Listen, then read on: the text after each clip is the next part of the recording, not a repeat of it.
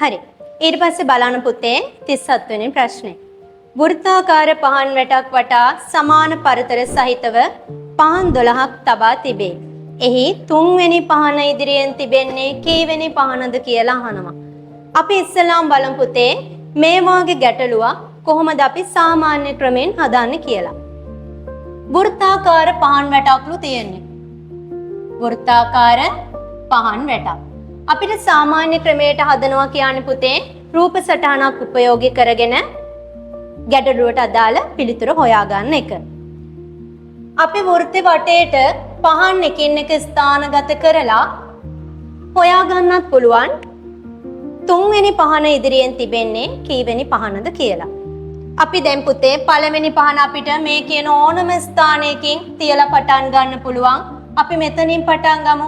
මෙන්න පළවෙනි පහන, දෙවෙනි පහන, තුන්වෙනි පහන, හතරවෙනි පහන, පස්වෙනි පහන, හයවෙනි පහන, හත්වෙනි පහන, 8, 9, 10, 11, 12.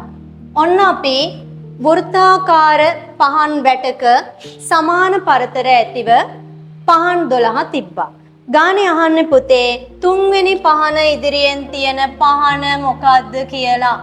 3 වෙනි පහන ඉදිරියෙන් තියෙන්නේ 9 වෙනි පහන.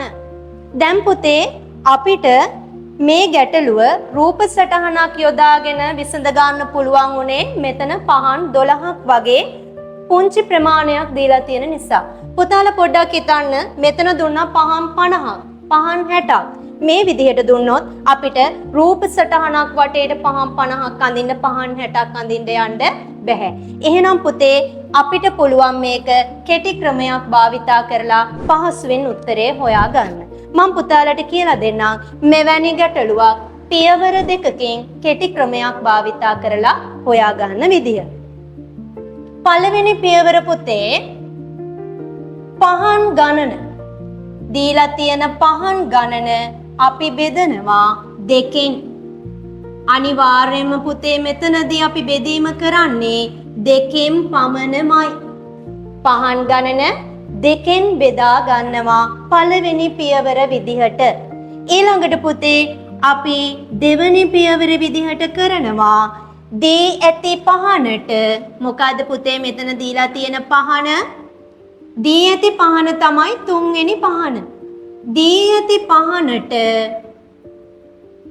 මේ පළවෙනි පියවරේ පහන් ගණන බෙදලා එන පිළිතුර අඩු කිරීම හෝ එකතු කිරීම කරනවා. ඒක කරන්නේ පුතේ අපි අඩු කිරීමද මෙතනදී කරන්නේ එකතු කිරීමද මෙතනදී කරන්නේ කියලා තීරණය කරන්නේ මෙතනදී ලැබෙන පිළිතුර දිහා බලලා.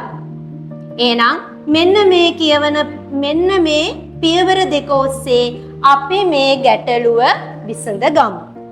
මට කියන්න පුතේ පහන් ගණන කීයද? අපි පළවෙනි පියවරට යමු.